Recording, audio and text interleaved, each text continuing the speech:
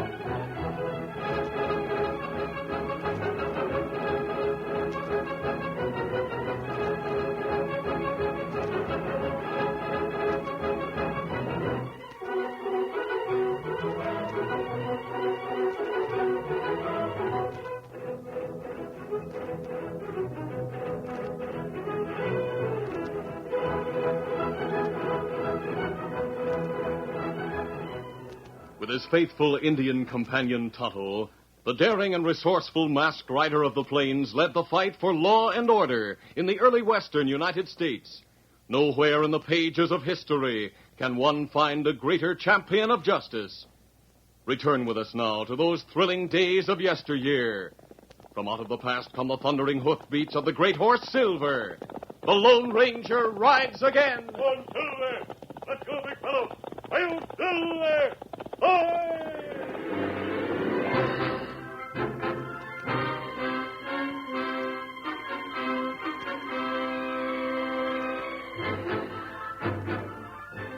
Pat St. Ives, owner of the Flying M, was the biggest cattleman in San Pedro Valley and the smallest man. Perhaps it was in compensation for his size that he was so proud and vain. Whatever the explanation, no one in all San Pedro Valley was one half so touchy. Therefore, on the day that the cowboy known as Tex chose to give his imitation of Pat on the main street of the town of San Pedro, no one was surprised at the result. Hey, give me room, you ornery polecats. I'm the biggest little fella's ever wore pants. Now get out of my way. My name's Pat St. Ives. I'm the boss of San Pedro Valley. And doggone if you fellas hadn't better know it. Yoo-hoo! Tex must be local. St. Ives ever sees him do this, he'll kill him. Hey, here comes St. Ives now. Watch what happens. The comments of the onlookers were true. Pat St. Ives had been in the Sundance Cafe with its proprietor, Monk Faber. Attracted by the sound of laughter from the street, he went outside to investigate. The moment he realized what Tex was doing, he stopped short, white with anger. Then he darted to a nearby freight wagon and seized the bullwhip. I'll teach you, you dirty dog. You won't try a trick like this again. Now take that. And that. Here's another. The onlookers stood by, too appalled to interfere. No one moved till another cattleman, Dave Engels of the Circle E, broke through the surrounding crowd, took in the situation at one glance, then stepped forward and seized Pat St. Ives by the shoulder. Now, Pat, wait, hold on. What do you think you're doing? Teaching this skunk a lesson. Get your hands off me. I'm not through with him yet. Once I've finished... Now, stop it, Pat. Tex is a fool, but he works for me. Nobody's taking a whip to one of my men. You let me go. Now, hey, wait. I'll show him. No! Stop it, Pat. Don't interfere, Dave. All right, Pat, I tried to warn you. Here, take that. You hit me. I'm sorry, Pat, but I had to stop you some way. Tex, you're fired. What? Meet me in the Sundance. I'll give you your time. Here, Pat, give me your hand. Let me help you up. Keep your hand to yourself. I can get up without your help. What? Oh. And Ingalls? Well, let me give you a tip. Huh? Pack and get out. You're through in this valley, do you hear? Pack and get out, or you'll regret it. Now, Pat, are you out of your head? What the dickens do you think you're saying? I'm not out of my head. You hit me. I know exactly what I'm saying. You had your warning. pack and get out of the valley. Oh, now, Pat, wait a minute. Now, wait, Pat, I gotta talk to you. What it takes? Yeah, Monk. Anybody watching us? We're all off after Dave Engels and St. Ives. See what else is likely to happen. Everything go the way you want it, Monk? Just fine. Better not hope. You did a good job, Tex. The best way you can thank me is by paying me. Well, here's your money with an extra 50 for the beating you took. Thanks. It was worth the 50. Monk? Yeah? The fight between Dave and St. Ives has started the way that you said you wanted. Well, what are you up to anyway? How's their fighting going to help you? Or, shouldn't I ask questions? That's right. You shouldn't ask questions.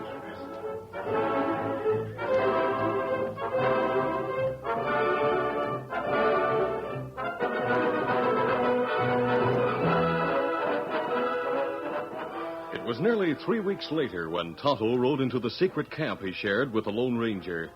He brought supplies from the nearest town and important news. You say a range war has broken out in San Pedro Valley, Tonto? That's right.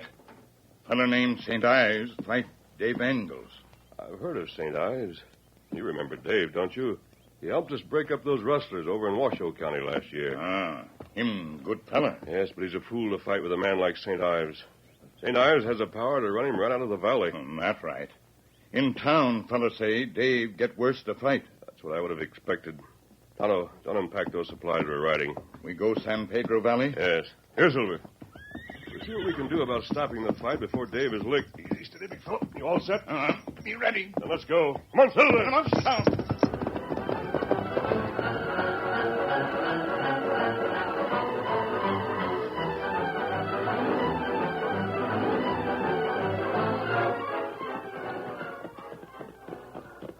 It was several days later that Pat St. Ives, riding toward his ranch alone, was suddenly confronted by Dave Engels and one of Dave's ranch hands. Pat, pull up! Whoa. Engels, what are you and Sandy doing on my range? Gotta talk to you. We've got nothing to talk about.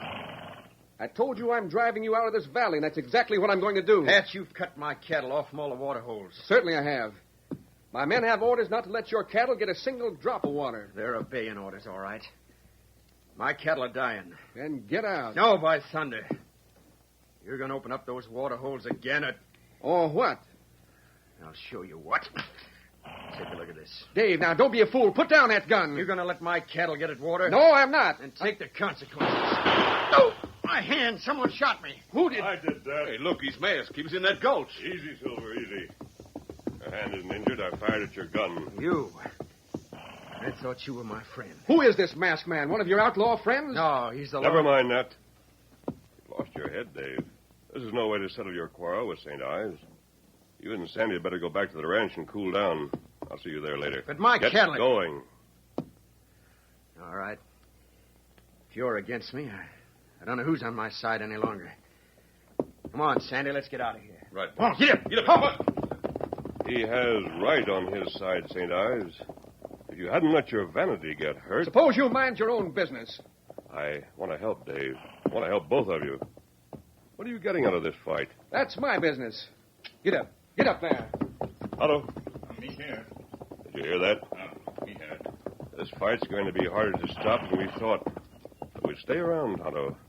Maybe we can still find a way to turn those two into friends again.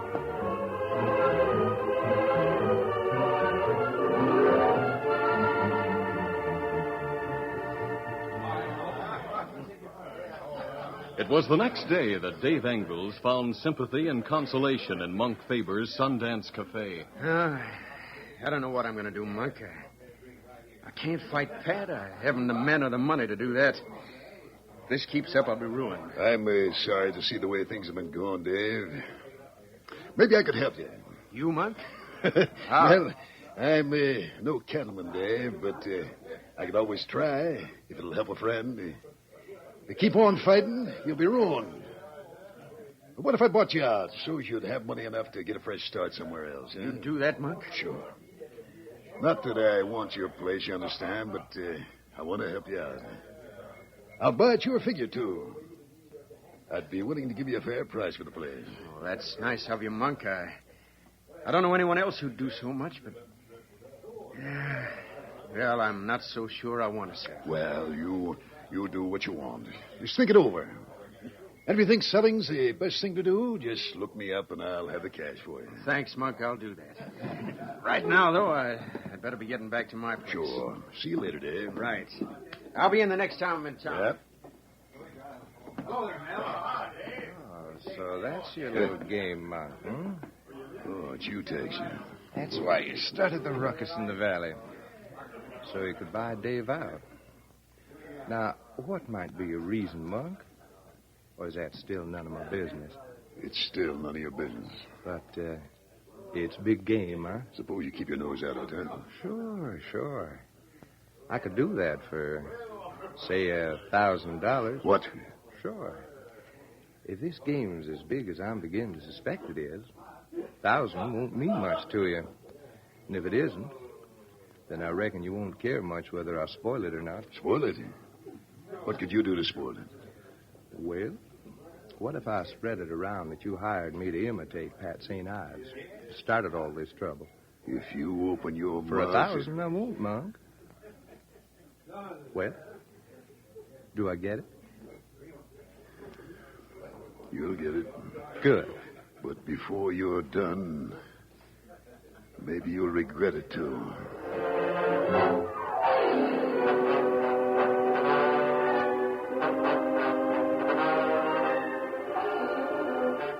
With $1,000 in his pocket, Tex went on a big spree, spending money like water. Word of his free spending was carried to the Lone Ranger by Tonto. Him spend plenty money. Treat everyone in town. That's odd. He hasn't worked since Dave fired him. Where'd he get that money? Oh, me not know. Isn't he the man who started the trouble by imitating Pat St. Ives? Not right. Well, I have a hunch about this. I think we'll ask Tex where the money came from. Maybe him not tell. He won't know he's being asked, Tonto. Nor will he know he's giving us the answer. Go on, I'll show you what I mean. Easy, big fella. Easy, Scott. Easy, fella. Come on, Silver. Get him up, Scout. The Lone Ranger and Tonto headed for the town of San Pedro, and shortly thereafter, strange things began to happen to the cowboy known as Tex. They began in one of San Pedro's numerous cafes, where Tex was just lifting a glass to his lips.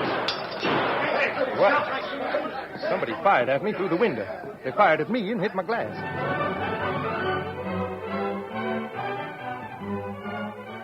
A little later in the barber shop where Tex had gone to get all slicked up. Well, thanks, Pete. You did a good job. Now I'll... Hey, look at my hat. Someone fired at me again. Rushing from the barber shop, Tex was just in time to see Monk Faber enter the Sundance Cafe across the street, and a sudden suspicion crossed Tex's mind. Later in the day, as he was leaving the general store, the suspicion was confirmed. See you later, Slim.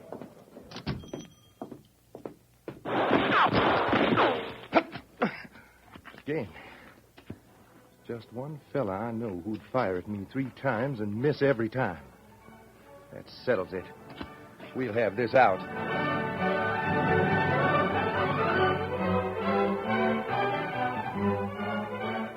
A few minutes later, when Monk Faber was seated at the desk in his office at the Sundance Cafe... What? Oh, it's you, Tex. What's the idea of that gun? As if you don't know. Now, listen, You've Tex. been trying all day to shoot me and missing every time. Me? Trying to shoot you? What would I do a thing like that for? I reckon you figure 'em too expensive. Huh? Remember when you gave me that 1,000, you said I might regret it. Yeah, but... If you'd hit me one of those times, maybe I would have, but you didn't. Now you're going to wish you had. Look, I don't get this, Tex. What are you going to do? Huh. I give you 3 guesses. But, I don't know, Tex. I'm going to kill you.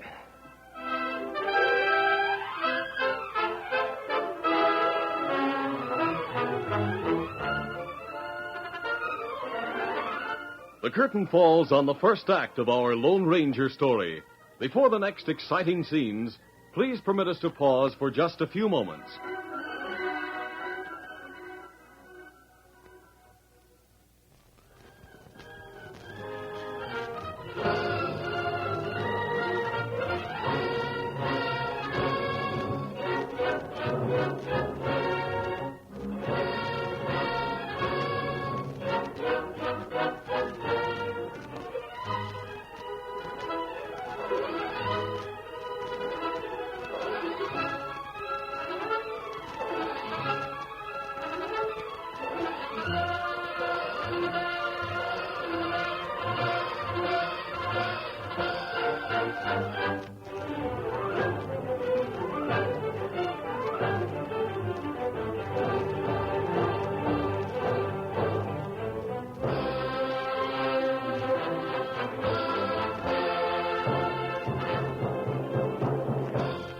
now to continue our story.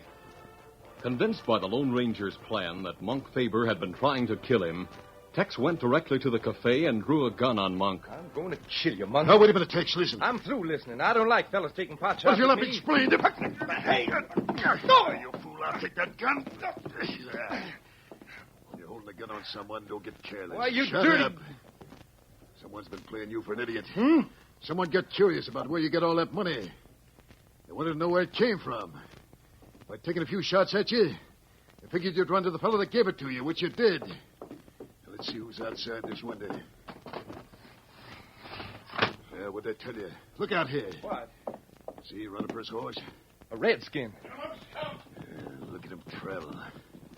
I'd like to know who planted him here. Well, this fixes things.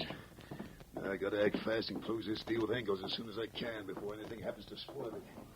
If it goes through, I'll have St. Ives and the rest of the ranches in this valley over a barrel. But if it doesn't, you'd better not be around when I get back. Or I'll be looking for you. But, Monk... Hey, wait, Hold it, Tex. Who said that? I did. Here at the window. Tonto was a decoy. I stayed nearby to hear what was said after Monk saw him leave. But Come back here, Tex. Your horse is ready. You're coming with me.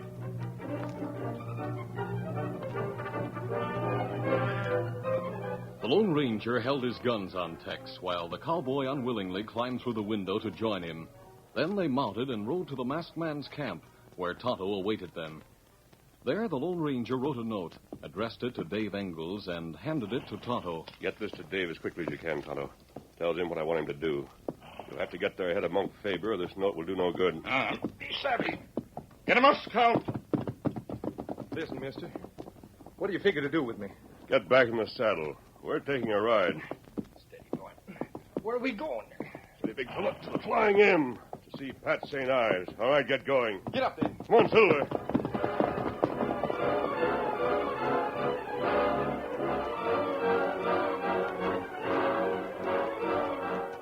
Accompanied by the unwilling Tex, the Lone Ranger sped across country until they approached the headquarters buildings of the Flying M. There, finding Pat St. Ives near the corrals, the Lone Ranger advanced and forced Tex to tell his story. St. Ives listened in amazement. Let me get this straight. You mean Monk Faber hired you to start that fight between me and Dave? That's what he did, Mr. St. Ives. I'm telling you the truth. He knew if I gave that invitation to you in town, you'd be fit to be tied. And he also knew that if you tried to do anything to me, David figured that he had to butt in. But what did Monk figure he had to gain by this? I doubt that Tex can tell you that, St. Ives. No, I can't, but I sure wish I knew. Look, I stuck Monk for $1,000. If I knew the whole truth about this deal, I could have stuck him for plenty more. Mister, this sounds likely. But how do we know Tex is telling this straight? Why should he be willing to tell us this all of a sudden? He knows now that I fired those shots at him in town. He isn't sure whether or not I actually fired to kill. He's a little nervous these days. He'd rather talk and play it safe than keep his mouth shut and take the chance he might never be able to talk again. Well, I appreciate your bringing him here, but aside from dealing with Monk, what can I do about this? Ride to the Circle E. Tell Dave the whole story and make peace. And Dave will no longer have any reason to sell. The fight between you two will be ended. But he hit me. He knocked me down. You asked for it, didn't you? But I swore I'd make him pay. Him or yourself? What's Dave got to lose? Monk will pay him for his place, won't he? Monk will have the Circle E. Dave will have his money. You'll have your pride. Do you think it's worth it, St. Ives? Keeping your pride at the cost of playing Monk's game? But we don't even know he has one. He hasn't done all this to amuse himself. Well, I... Suit yourself, St. Ives. I put it in your power to save yourself. You'd rather not? That's your business. I'm riding to the Circle E. Good. I'll put a stop to this business if I have to buy the Circle E myself. Hey, you're too late, boss. Huh? Oh, it's you, Lem. Yeah. I just met the Circle E bunch on the trail. They've all let out.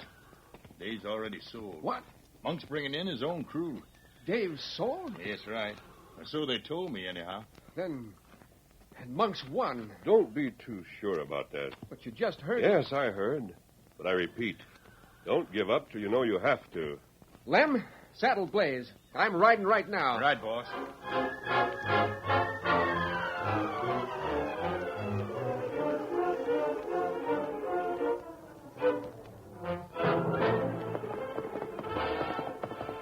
2 hours later, Pat St. Ives swept up to the headquarters building of the Circle E and reined in before the startled Dave Engels. Ho, ho, ho. Pat, what the devil are you doing Oh, here? steady. You got any objection to a fella coming to tell you he's been a fool? Why, no, Pat. I got no objections. Who is this fella? Who do you suppose? Me, of course.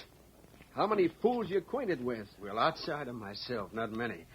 But just the same... Dave, I've been hearing things. That masked friend of yours has been pounding some sense into my head. I want you to know I'm sorry for the way things have been going, Dave. I'm glad you said that, Pat. I've been sorry, too. A man don't collect so many friends in just one lifetime that he can afford to fight with them. That's right. The fact is, me being a fool and Monk Faber knowing it, from what I hear, he played it for all it was worth. Well, listen, Dave. Is it true you sold out to Monk? Well, now, Pat, Sure it's true. Huh? Oh, you, Monk. Might have known you'd be somewhere around. Why not? A man's got a right to be on his own property, hasn't he? Yeah. I bought Dave out. That answer your question? Monk, Well, I've heard you've been indulging in some pretty tall talk. They tell me you've got some notion that now you've bought the Circle E, you're going to be king of the valley. Maybe you will be. But I'd like to know why. it'll be a pleasure to tell you. I've been waiting for this moment for a good long time, St. Ives. Yes, I imagine you have. Monk, I thought you bought the Circle E just to do me a favor. This don't sound much like it. The only fellow I do favors for, Dave, is me. It's about time you found that out, huh? Now that you can't spoil my game, any. Pat asked you a question. Just what is your game? If you'd have had any sense, you'd have seen that for yourself. The Circle E controls the South Pass out of the valley. And from now on, no one uses it without my say-so. What's that to me? I always drive my cattle to market through the canyon. Uh-huh. But I reckon you don't know that the Sonora and Southern Railroad is building a branch near this end of the valley. No, I don't. How come you know? A friend tipped me off. From now on, anybody that uses the South Pass will get their cattle to market for $5 a head less than you will. How long do you figure to last competing on them terms, huh? And if I want to use the South Pass? I don't know whether I'd let you or not. I'd have to think it over. I don't like you, St. Ives. I never did. With the airs you put on and your stuck-up ways. But if I did let you, you'd have to pay toll. So it would probably cost me about as much one way as the other. Oh, it'd likely come to that. Well, I'm glad you talked, Monk. We had to find out what you were after. Huh? That's why in that note the masked man sent me, he said I should pretend to sell you the place. Pretend to sell it. You did sell it. Got the deed with you, Monk? Huh? Masked. If you have, you better look at it again. Maybe you'll find it doesn't say just what you think it does. I know what it says. It describes the Circle E. I looked it over careful before you signed it. Sure you did. Then you handed it back to me, and I sent you to a corner of the room to get pen and ink. What? Only when you came back, the deed you'd read wasn't the same one I'd signed. Hey, now, wait a minute. Let me look at it. I got it right here.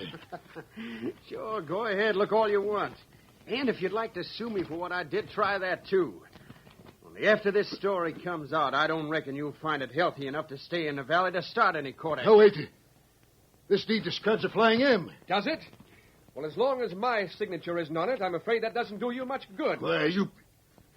I'll fix you. I got my own boys in the bunkhouse. By the time they get through with you fellas, it... Sorry to disappoint you, Monk. Huh? But Tonto and I paid a visit to the bunkhouse with Dave Engel's men. Yes, your men are still in there, but in no condition to obey orders. Well, listen, you... Shut up! Stranger, do me a favor, will you? I might. What is it? Let me take a crack at this big ape here without you interfering. Why, you... First, he hired Tex to make fun of me. Then he thought he'd get control of the Circle E and bust me. Well, right now, I'd like to bust him. Well, you're only about half his size, St. Ives. But you do owe him something. And if it will make you feel any better... well, go ahead. He talks too much. All right, take this. Oh! Pat! Pick yourself up. He can't. He's afraid I'll kill him. That's what you think, Monk. But little men take lots of killing. Here's one for you. And here. Oh, here, another. Pat, good boy. Wade into him. Give it to him. The Lone Ranger had spoken the truth when he had said that Pat St. Ives was only half the size of Monk Faber. But Pat fought like a bantam rooster, to whom it had never occurred that he might be licked. His fighting was unorthodox, but to Monk, bewilderingly effective. He butted with his head, struck out in every direction of the compass, repeatedly slipped out of Monk's bear-like embrace like a seed slipping out of an orange. Monk was dazed and vulnerable. In the end, Pat was pulling him up, swinging at him, pulling him up again before he could fall, until the masked man took pity on Monk and locked Pat's arms behind his back. Left to himself, Monk toppled forward, flat on his face, and stayed there. Oh, let me at him.